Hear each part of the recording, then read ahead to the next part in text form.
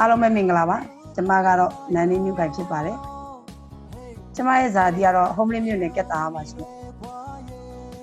ကျမကတော့တိုင်းလိုင်ချမ်းဒီမြို့သားဖွံ့ဖြိုးတိုးတက်ရေးပါတီကနေဝင်ရောက်ရှင်ပြိုင်မဲ့လူဖြစ်ပါတယ်ကျမရဲ့မဲဆန္ဒနယ်ကတော့စကိုင်းတိုင်းဒေသကြီးမဲဆန္ဒနယ်အမှတ်9အမျိုးသားလွှတ်တော်မှာကျမရှင်ပြိုင်မှာပါရှင်ကျမရဲ့လက်ချီလောက်ကိုင်ကတော့အထက်တန်းရှိနေဖြစ်ပါတယ်ကျမရဲ့ဒေသကျမရဲ့မြို့နယ်ကျမရဲ့ရက်ကွက်မှာဆိုရင်ကျမကကျမရေးတပိုင်းတနိုင်ပေါ့နော်တငယ်ချင်းတွေနဲ့ဒီအစုဖွဲ့လေးတွေလုပ်ပြီးတော့ကျမပရာဟိတလေးတွေလည်းနည်းနည်းလုပ်ပါတယ်ရှင်2018ကဆိုရင်တော့ကျမတငယ်ချင်းပေါ့အစိုးရဝန်ထမ်းဆရာဝန်လေးတွေနဲ့ပေါင်းပြီးတော့မြို့သမီးတွေအတွက်ကားဆက်ချာနီးပညာပေးလေးတွေလုပ်ပြီးရှင်ပြီးလို့ရှိရင်ပေါ့ဒီစွမ်းအဖွဲ့နဲ့ပေါင်းပြီးတော့လည်းဘဲကျူးပြူလုပ်ချတာလို့ပါလို့လည်းကျမလုပ်ပါတယ်ကျမကနိုင်ငံရေးကိုဘယ်ချိန်မှစပြီးစိတ်ဝင်စားလဲဆိုရင်ကျမတို့ရဲ့ရေးရဝင်ကြီးမှာဝင်ကြိုင်မဲ့ဒေါ်နန်းမိုးမွေးခင်ရဆိုရင်အမျိုးသမီးဖြစ်တယ်ကျမကသူ့ရဲ့ကိုယ်စားလှယ်အဖြစ်ကူညီရမယ်ဆိုတော့ကျမအများကြီးအားတက်ခဲ့ပါတယ်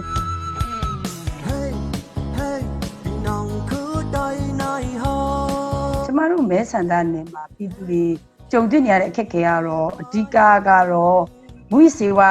ပြဿနာပေါ့နော်အမျိုးသမီးတွေကဒီမူရေးစေဝါနဲ့ပတ်သက်ပြီးဘာလို့ရင်ဆိုင်နေရလဲဆိုရင်သူတို့ရဲ့အမျိုးသားတွေဟာမူရေးစေဝါသားကောင်တွေဖြစ်တယ်သူတို့ရဲ့အမျိုးသားတွေမူရေးစေဝါသားကောင်တွေဖြစ်တဲ့အလျောက်ဘောနော်နေရေးစားရေးကလေးတွေရဲ့ပညာရေးတွေအစားတော့ထိခိုက်လိုက်ကျမတို့ဒေတာမှာဆိုရင်တားယောက်ျားလေးတွေဆိုရင်သူတို့ကိုယ်တိုင်မူရေးစေဝါသုံးစွဲတာလို့ကျမတွေ့ရတယ်ကျမဒါကိုယ်စလဲဖြစ်ခဲ့မယ်ဆိုရင်ဘောနော်ဒီကိစ္စကိုဘယ်လိုအကောင့်ထဲပေါ်ရမလဲဆိုတော့ကျမကနောက်ကနေလို့ဒီအမျိုးသမီးထုတို့ပြည်သူလူထုအမျိုးသမီးထုရဲ့တော့မဟုတ်ဘူးကျမပြည်သူလူထုတွေကလည်းကျမကိုအားပေးမယ်ထောက်ခံမယ်ဆိုရင်ကျမတောက်ရအောင်လုပ်ပါကျမဒေါ်နန်းနင်းနုခိုင်ရဆိုရင်တိုင်းလိုင်းရှမ်းပြည်မြို့သားဖွံ့ဖြိုးတိုးတက်ရေးပါတီချားနီပါတီကနေလို့ဝင်ကြိုင်မှာဖြစ်ပါတယ်ကျမရဲ့ဝင်ကြိုင်မဲ့မဲဆန္ဒနယ်ကတော့ဂိုင်းတိုင်းဒေသကြီးမဲဆန္ဒနယ်အမှတ်9